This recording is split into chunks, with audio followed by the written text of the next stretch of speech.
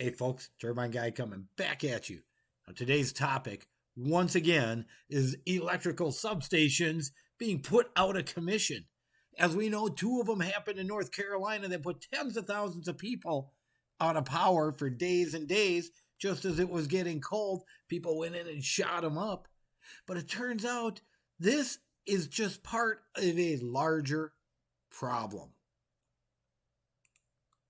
It was deliberate. Power grid stations in Pacific Northwest fall victim to recent attacks. The lights are back on tonight in North Carolina after attacks on two substations cut power to tens of thousands this week.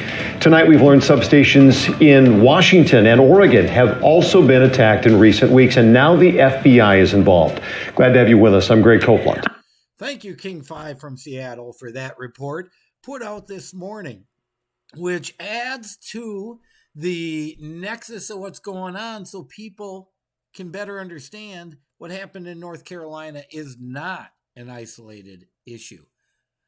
Critical infrastructure across the country has been put on alert after an attack on two substations in North Carolina, an incident that cut power to tens of thousands for days. So they knew in North Carolina that something could have been up.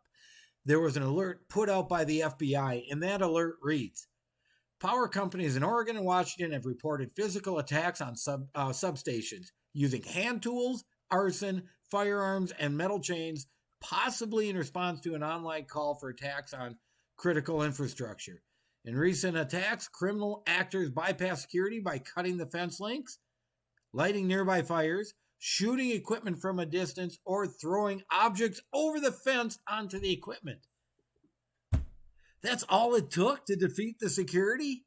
Jeez, not much, huh? It sounds like just about anybody could do that. One of the largest providers in the state, Puget Sound Energy, told King 5 Wednesday that two incidents occurred at their stations in late November. We are aware of recent threats on power systems across the country and take these very seriously. We are monitoring our infrastructure and can confirm we've had two incidents occur in late November at two different substations, both incidents under investigation by the FBI. To further understand what might be potential motive for such attacks on the power grid, we spoke with journalists who spent years,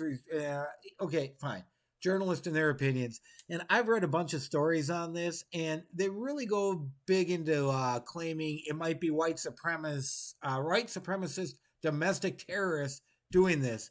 But as we saw from what they said, cutting fence links, lighting nearby fires, shooting equipment from a distance, or throwing objects over the fence onto the equipment, anybody could be doing that. And I'm not discounting what they're saying. I'm just trying to say that, hey, you know what? We have in three different states here. There we go. Just missed it.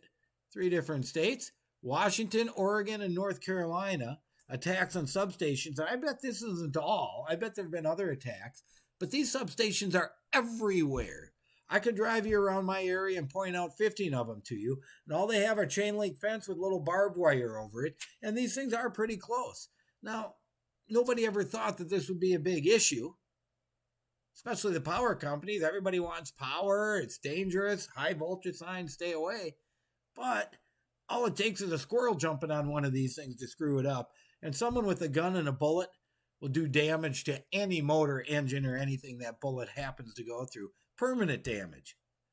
So, easy targets, unprotected, something that I think is long overdue to be looked at. And you know what?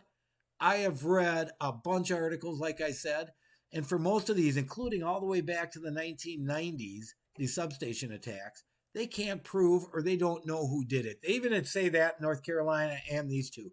They have no idea. So assigning blame because of online chatter or something else, to me at this point, is a little ridiculous. Let's come up with some facts or proof. How do you do that? Get some doggone cameras out there. Those machines cost millions of dollars to put out there. Get a few cameras so at least you can upload a picture of who's doing it. Let's have a little common sense, folks. And you know what? The best common sense you can have is to protect yourself. Install your own solar power, your own battery bank, your own micro wind, micro hydro, geothermal, whatever works for you. So when something like this happens, or hurricane or tornado comes through, you aren't worried. Like I'm not. I got battery banks at both my homes. I got solar and I got wind.